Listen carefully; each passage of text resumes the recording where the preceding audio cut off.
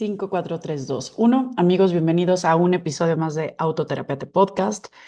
Yo soy Luga Ballesteros y el día de hoy me da risa cuando me escucho que siempre empiezo así los episodios. Creo que es una manera de conectarme con transmitir un poco de lo que normalmente tengo súper revuelto en el corazón y la cabeza, particularmente hoy. Creo que hay un montón de aprendizajes, de información, de ideas y de hallazgos que quiero compartirles. Y creo que empezar con mi 5 4 3 2 1 me mete en carril de ver cómo los voy a transmitir. Ayer fue un día muy especial, muy especial, en donde hubo una colisión de hallazgos, así lo diría yo. Tuve un día especialmente incómodo, especialmente confrontador, triste, de enojo, de frustración.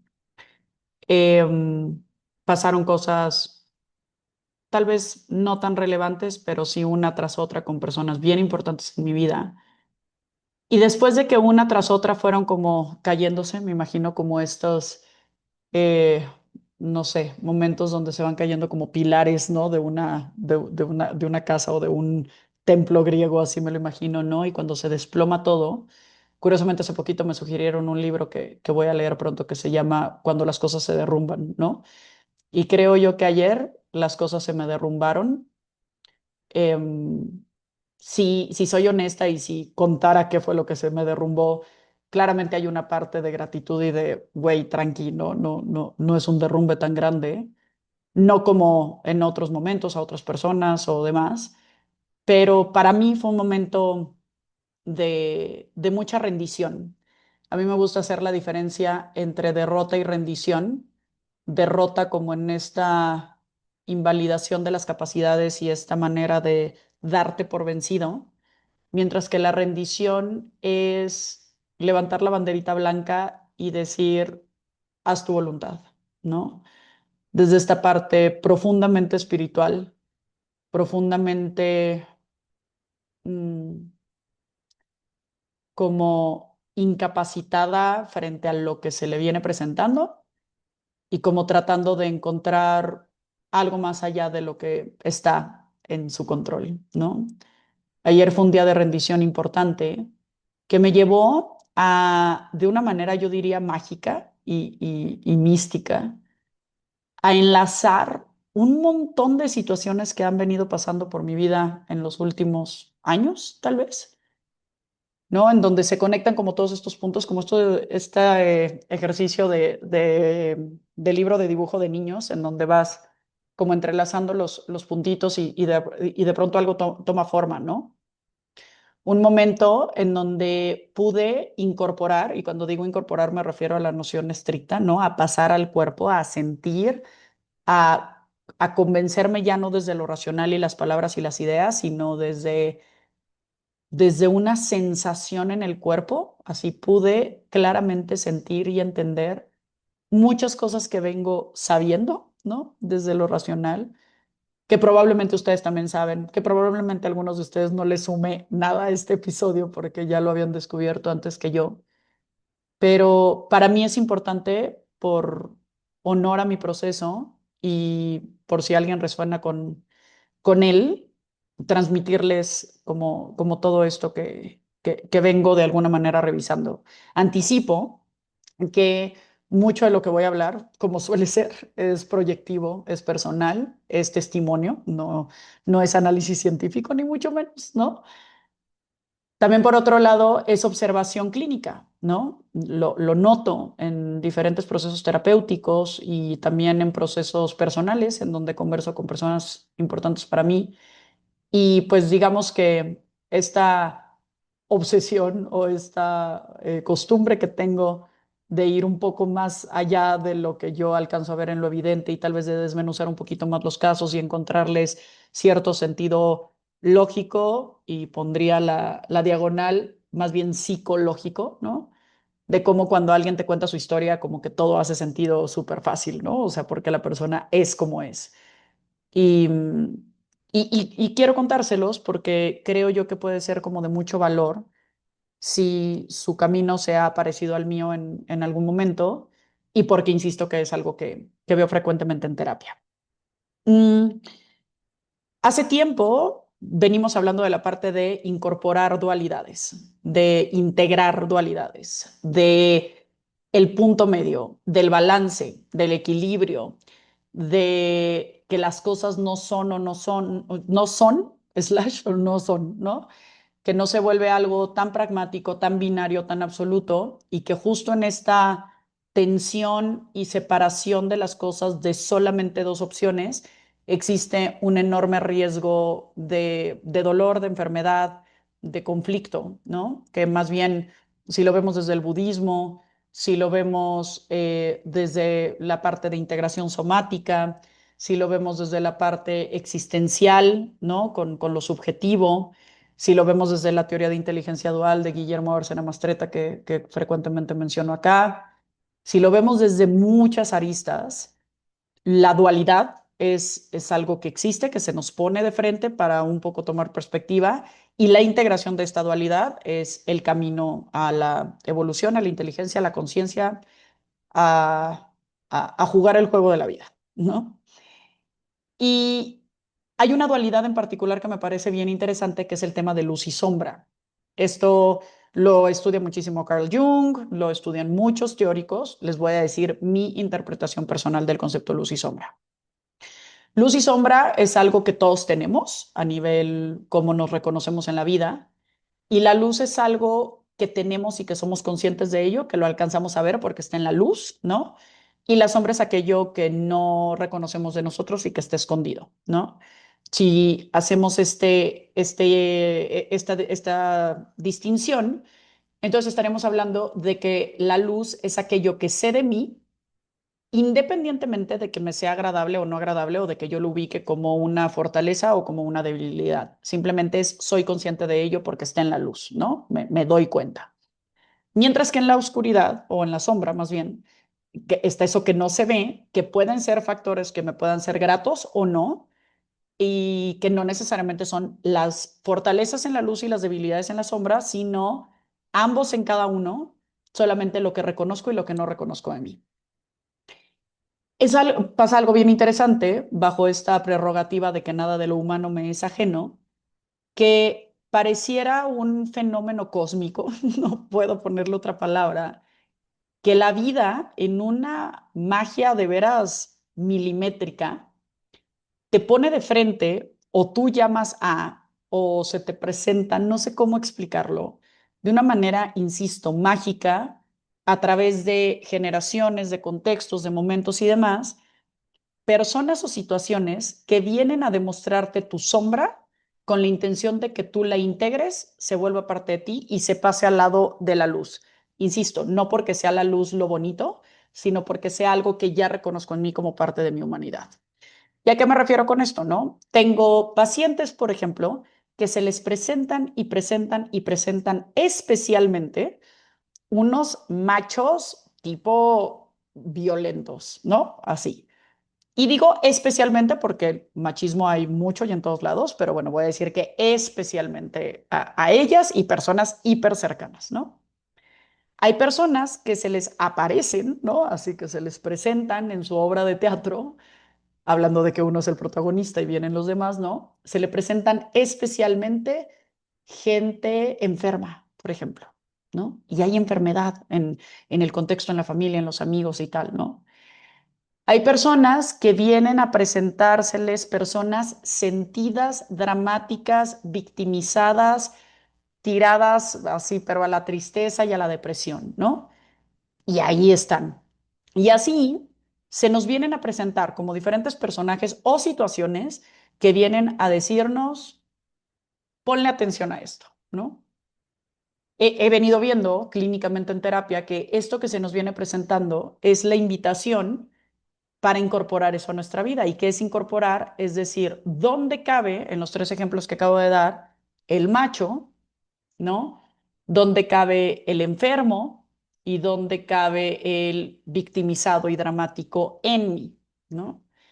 Hay esta noción como fija de quién soy desde un lugar que pareciera como una definición estática, hay gente que viene a terapia buscando quién es, así quiero descubrir quién soy. Me parece un camino de entrada mal planteado, una pregunta mal hecha, porque el concepto de soy marca como un espacio fijo, mientras que el ser humano siempre está en un devenir, siempre está siendo, ¿no? Es más bien un gerundio, un caminando. Y si bien hay cosas que puede ubicar más notorias con respecto a su tendencia de personalidad, de intereses, de pasiones, de anhelos, de vínculos, pues a final de cuentas está como reconociendo continuamente, ¿no? Entonces, esta manera de ir incorporando la parte de sombra de las personas que me son incómodas, que me son retadoras, ¿no? Personas, por ejemplo, ¿no? Que también que son tal vez muy tranquilas, muy conciliadoras, muy amorosas, en este sentido, ¿no? De amor, porque creo que el amor tiene muchos, muchos amplios sentidos, ¿no? Pero bueno, vamos a hablar que desde esta parte conciliadora, gentil y demás, y se le presenta tipo gente demandante, grosera, confrontadora, violenta, pues sí, tal cual, grosera, ¿no? Como muy poco amable, ¿no? Y entonces es un poco como, puta, ¿qué tienes que aprender, no? O sea, ya si lo vemos de una manera, insisto, cósmica, de una conspiración del universo, ¿qué tienes que aprender a incorporar en tu vida y por qué esa persona o esa situación está llegando? Sobre todo cuando es algo como repetitivo y se plantea tal vez en un socio, pero en un amigo, pero en una pareja, pero en un hijo, es como, güey, ¿de qué otra manera se te avisa, te llega la notificación de que es algo a trabajar en ti, ¿no? Es algo a incorporar en ti. Entonces, en todos estos conceptos de luz y sombra, creo yo que hay una figura en particular, bien, bien, bien, bien, bien relevante, que es los padres, ¿no? Por más que queramos darles la vuelta, por más que de pronto creamos, tanto si ya fuimos como si no hemos ido a terapia, que el tema de mis papás ya lo tengo hablado, reconocido, trabajado, mira, ya ese ni me lo trates, mira, ya eso es pasado pisado, ¿no? Creo que hay muchas maneras en las que, y voy a decir, confesándome, ¿no? Soberbiamente por mucho tiempo le he dado atención en la parte terapéutica a muchos otros temas sin atender esa parte origen que hoy por hoy me parece también un poco como un parche que puede ser útil, como en muchas ocasiones he hablado, hay prácticas muy orientadas como a la conducta y a lo que es inmediato, en donde no siempre vamos a estar revisando si fuimos parto cesárea y qué pasó y con tus abuelos y tal, no siempre nos vamos a ir a esa profundidad.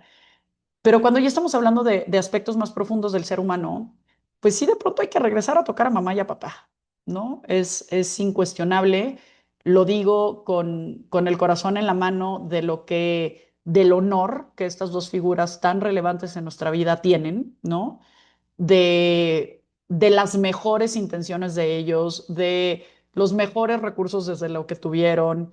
Me detengo solamente a pensar en contextos súper adversos de una, dos generaciones atrás de nosotros. Por supuesto, actualmente hay contextos muy adversos, pero me pongo a pensar en situaciones realmente en donde la gente vivía bajo supervivencia y bajo el día a día y en una inconsciencia muy poderosa en términos pues de las nociones del vínculo, de las nociones de los secretos familiares, de las nociones de la violencia, de la crianza, de todo eso, me pongo en ese lugar y digo, esas personas además educando a otros, puta, qué chamba, ¿no? Tan pesada. Entonces quiero anticipar que de ninguna manera en esto que voy a hablar estoy hablando de la mala labor o del mal desempeño que tuvieron nuestros padres, mucho menos yo siendo madre, ¿no? Más bien me doy cuenta de esto porque digo, qué relevante es regresar a mirar a estas figuras que fueron puente primaria de tantos conceptos tan importantes en nuestra vida, ¿no? Conceptos como el vínculo, conceptos como la pertenencia, conceptos como el amor, conceptos como la incondicionalidad o lo condicionado de el vínculo.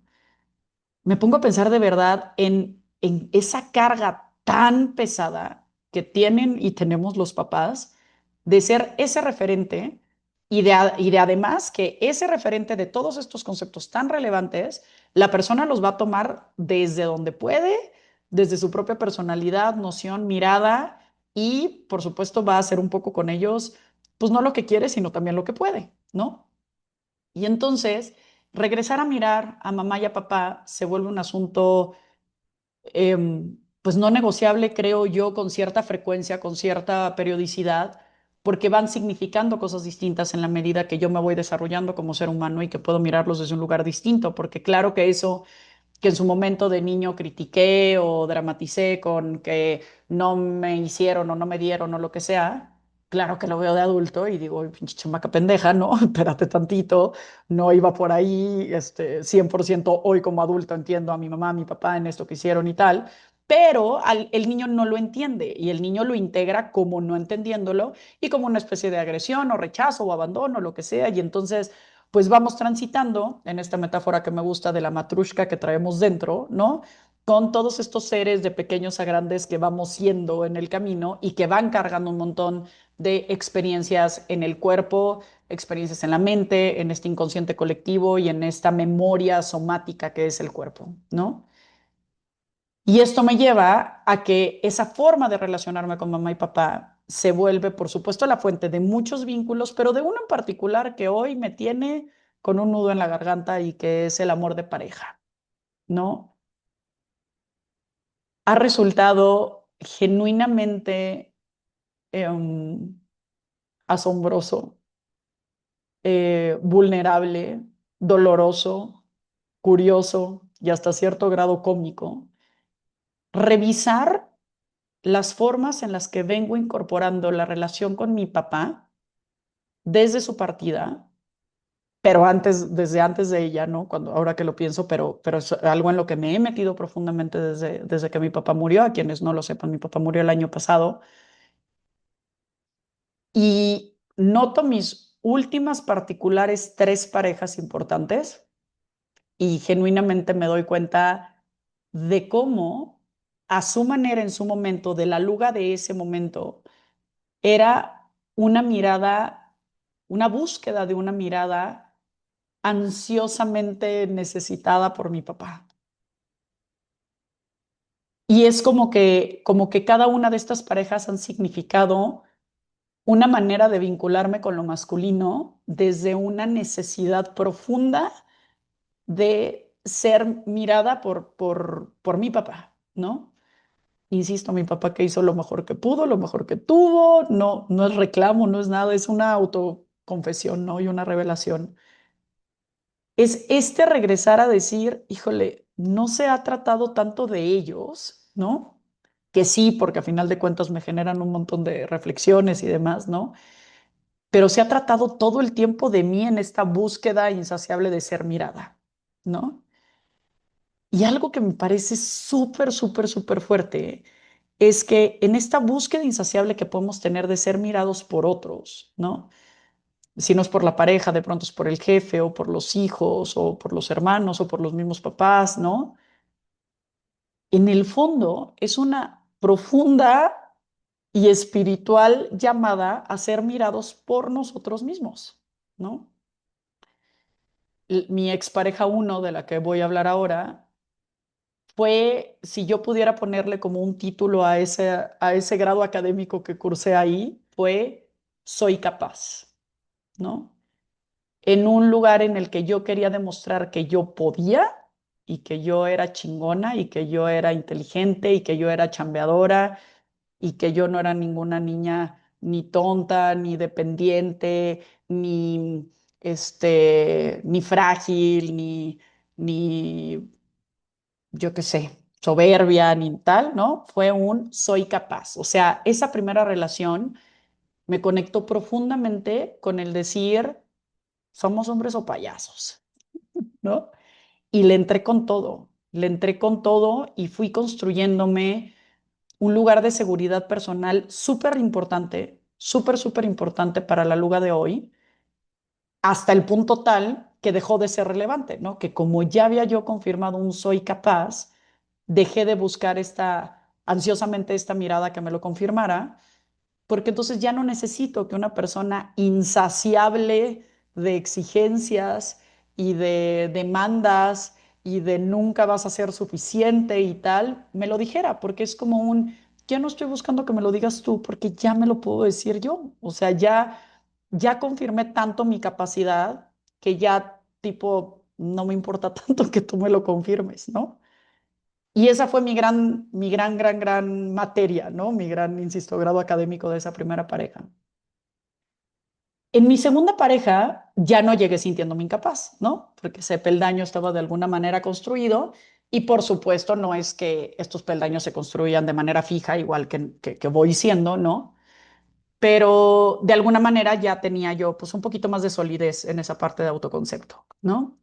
Y entonces cósmicamente me viene un reto, ¿no? Un segundo grado académico en esta parte de belleza, ¿no? He hablado muchas veces porque es un tema que me apasiona en entrevistas aquí en el podcast y demás, de lo fuerte que es como todas estas nociones patriarcales con respecto a qué es valioso en el ser humano, si lo partimos muy mitad y mitad en términos de género, como el hombre es valioso si es exitoso y la mujer es valiosa si es bella, ¿no?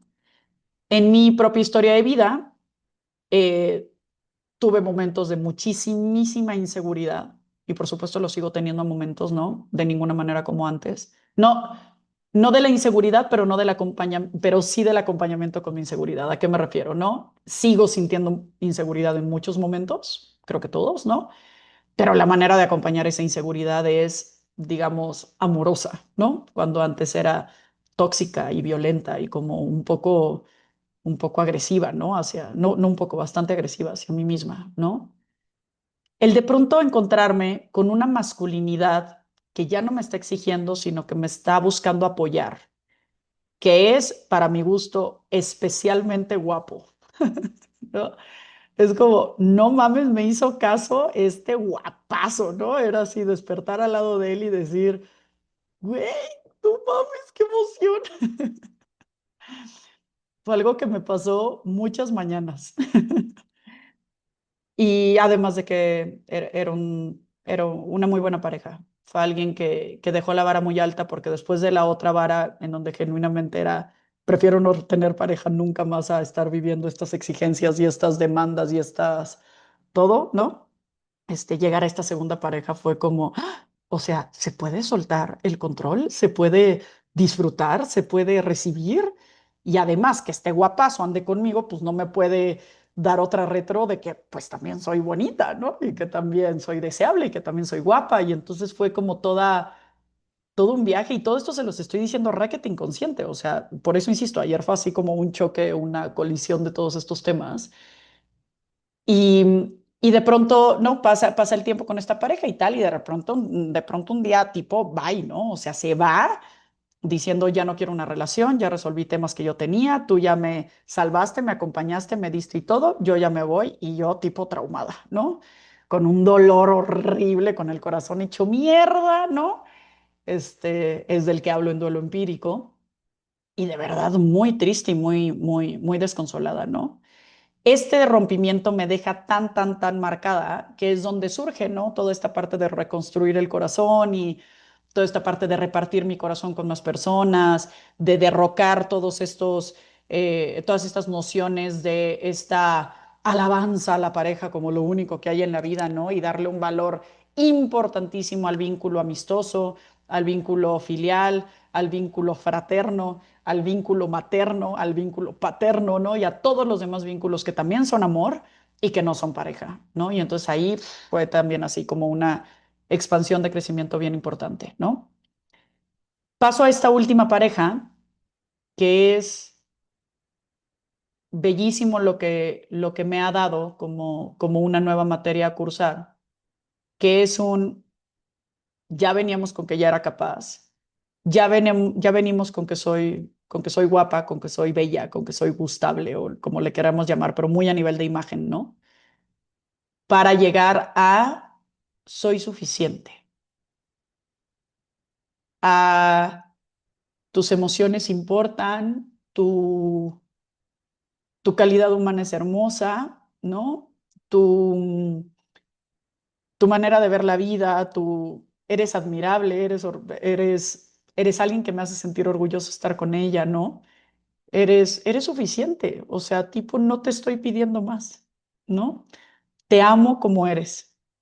Esa es la gran materia que acabo de cursar con una pareja bellísima que dejó de exigir a su manera cosas, que dejó de cuestionar o de condicionar cosas por decir, te miro a los ojos con la mirada más tierna que he recibido en mi vida, ¿no?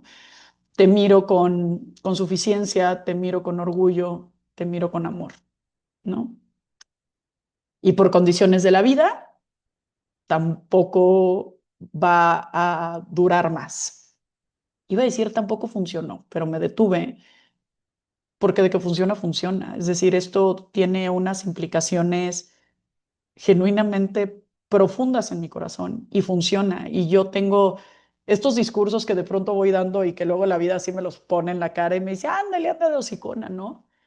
Un discurso muy fuerte que tengo en términos de pareja y en términos de vínculo en general es no lo hagamos porque dure mucho, ¿no? Hagámoslo porque nos contribuya y que termine o cambie su forma cuando tenga que pasar desde esta mayor contribución y no llegando a estos momentos de violencia, de agresividad y demás, sino como cuando sea lo que tenga que ser, ¿no? Como no en este apego, no en este no te vayas, ¿no? Y pues la vida me dijo, pues órale, órale, pues ahí está concedido, ¿no? Y hoy cambia de forma este vínculo. Y es un vínculo en el que me siento profundamente agradecida porque veo de muchas maneras la mirada de mi papá y sé que todo esto puede sonar un poco turbio, pero creo que hay mucha incorporación de nuestros padres en nuestras parejas. Y entonces hago las paces con una parte más mía, con una parte más de mi papá, y luego otra vez me hinco ante el universo diciendo, haz tu voluntad, porque aunque me duele muchísimo el corazón, también estoy muy confiada y muy en oración, ¿no? Para que las cosas avancen según mi evolución y según la de él, por supuesto.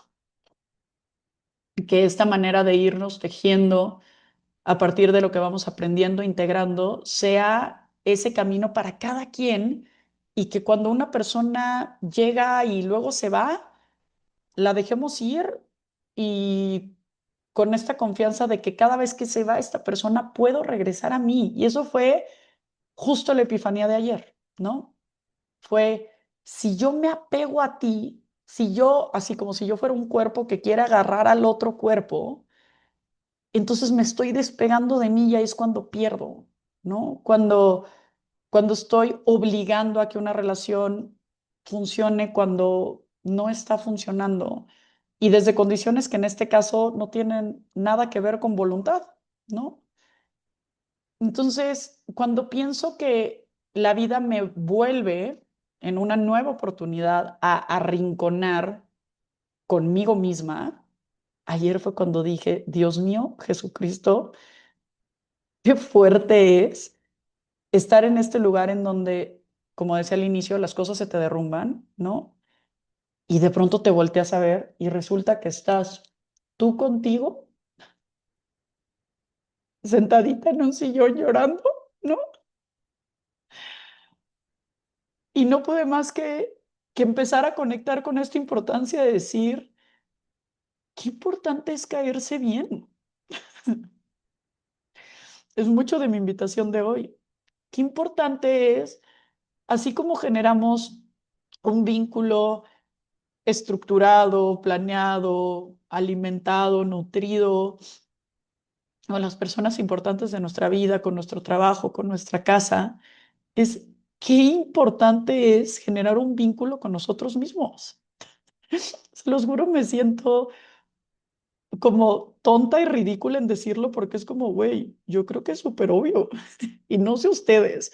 En la mañana me decía una paciente, tú te vas a reír de mí, pero yo aprendí hace poco que la alimentación importa. Y le dije, no, no me río de ti, porque creo que hay muchísimas cosas que sabemos a nivel mental, pero no es hasta que se así sienten en el cuerpo en donde, ¿no? Como que toman un peso tan importante. Y de verdad ayer dije, ¿por qué me apego tanto a las personas? ¿Por qué es tan importante para mí hablar por teléfono, la pareja, los amigos, los planes. ¿Por qué es tan importante salirme de estar conmigo, ¿no? El propio Guillermo me decía un día, ¿no? Como, a ver, ¿no te pareces inteligente? Y yo, sí. ¿Te caes bien? Y yo, sí. ¿Te haces reír? Sí. ¿Te la pasas bien? Sí. ¿Y por qué no quieres estar contigo, no? Y entonces, esto me lo dijo Guille hace mucho y se me quedó un poco ahí esta idea rumiando y por supuesto esta invitación continua de personas mucho más solitarias, súper importantes en mi vida, como Mercy, mi prima, como Rafael, mi hermano, como mi mamá, de esta parte de, pero ¿por qué tanta prisa y ansiedad de irte, no? Y es que algo que yo veo, que sin duda alguna no es que todos lo tengan, pero es algo que sí veo en terapia, hay mucho miedo de sentarse a sentir, porque te imaginas que lo que te vas a encontrar es tipo escalofriante, ¿no? Y a veces lo es, pero también yo me lo imagino que cruzando ese umbral de obscuridad y espinas y maléfica, y ya sabes, me lo imagino muy caricaturesco, hay una enorme luz, ¿no? Y hay una enorme paz. Yo imagino que eso es Dios.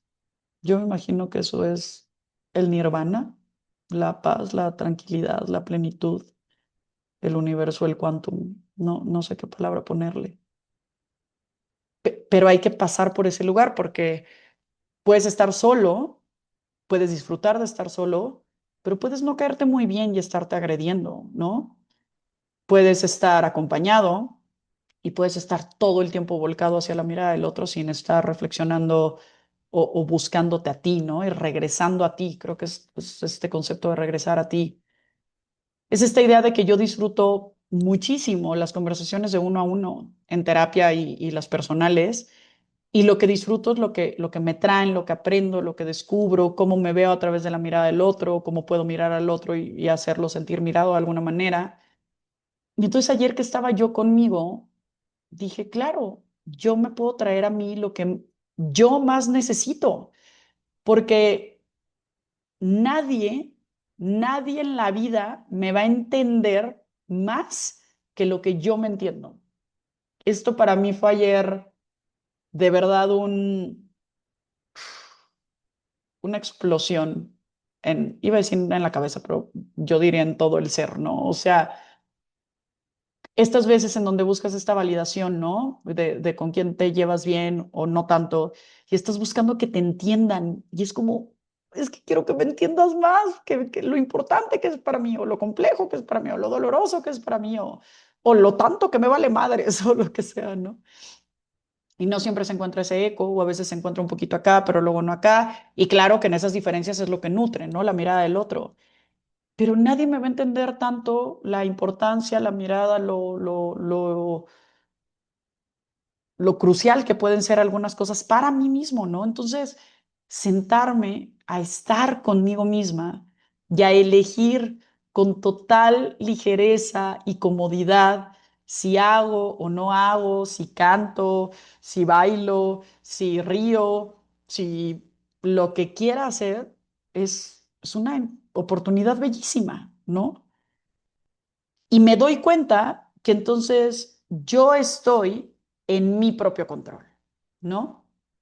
Aquí viene algo curioso que es, si yo estoy en mi propio control, o si yo estoy en mi propia noción de luz o en mi propia noción de certeza, esto por derivado natural, también yo estoy en mi descontrol, yo estoy en mi sombra, yo estoy en mi incertidumbre, ¿no? Y cuando estoy en mi descontrol, cuando quiero controlar lo que no es controlable, cuando quiero dirigir lo que ya tiene un rumbo, cuando quiero modificar una postura o un hecho que está dado, y ahí es cuando me descontrolo, mm, cuando quiero negar la realidad. Y qué difícil ubicar la realidad cuando la realidad es la que a uno, ¿no? Pero pues es la que es. Cierro con una idea hermosa de la serie de White Lotus, la temporada 3. No estoy segura, honestamente, si ya lo hablé en un podcast, pero me parece importante decirlo. Así que ténganme paciencia si no. Hay un momento en la serie, es una serie espectacular, algunas personas como que les parece un poco incómoda, ¿no? Como que juega un poco con tu cabeza, a mí me parece una gran serie, pero hay un momentito en particular que no les voy a spoilear nada relevante, pero está un señor, voy a decir, de clase alta, americano, muy privilegiado, con buena cantidad de lana, en una situación muy compleja económica porque lo cacharon en un fraude. Está sentado frente a un monje budista y él le pregunta que qué piensa acerca de la muerte. Y entonces el monje le contesta una analogía que me parece así, que te quita el aliento y que va un poco a toda esta noción de lo que vengo platicando. Él dice, ubicas ese momento en el mar en el que chocan las aguas y entonces brota una gota y luego después la gota vuelve a caer en el mar, ¿no? Más que contestarte lo que pienso acerca de la muerte, te voy a contar que pienso que la vida es ese momento en el que la gota se separa del mar, ¿no? Es como si esta conciencia sin fronteras que platicamos en unos episodios, es como si esta energía cuántica, es como si esta fuente de todo fuera el mar, ¿no? Y en el momento en el que brinca y se separa la gota, es tu instante de vida, ¿no? Es ese momentito en el que existes y juegas a que eres alguien con este nombre, con esta profesión, con estos conflictos existenciales, con estas relaciones, con esto todo. Hay todo un proceso de individuación para hacerte la gota, para formarte como esa gota y después la gota empieza a caer de nuevo, ¿no? Y se vuelve a diluir, ¿no? Y se vuelve a regresar, regresa a la fuente, regresa a esa parte, ¿no? Y él habla de eso como la muerte. Y creo yo que si yo conecto conmigo misma, que si yo regreso a mí, es regresar a la fuente y es regresar al todo, porque dejo de verme como un ser individual y esto se vuelve muy curioso, ¿no? Es como un poco un ciclo. Es me individualizo para generarme un ego, una personalidad, una historia, un tal. Esa historia se ve continuamente confrontada por todo lo que, todas las historias de desapego a las que me tengo que enfrentar en el día a día, para luego entonces desapegarme tanto que regreso a la fuente y regreso al todo. Entonces, estos momentos en donde la vida nos pega atrás en las rodillas, nos hinca y nos pone en un estado de gratitud, de reconocimiento, de realidad, es una forma de regresar a la fuente, es una forma de regresar al espíritu y es una forma de, al regresar a uno mismo, al mismo tiempo contactar con toda la humanidad. Entonces, ya no necesito eh, expresarle a las personas que las amo, que me son importantes, o gracias porque aprendí esto de ti, o tal. Digo, lo puedo decir, creo que es súper grato, ¿no? Pero hablando de esta esencia en solitario, es solo con que yo lo vea, solo con que yo lo viva, solo con que yo lo reconozca, ahí está. Y entonces el silencio se vuelve una fuente muy profunda de, de aprendizaje, de reconocimiento y de integración. Les mando un abrazo con todo mi amor. Espero que esto les haya contribuido y nos vemos dentro de 15 días para hablar del concepto de amor propio y meditación en una entrevista preciosa que le hice a María. Ya la escucharán. Un beso enorme.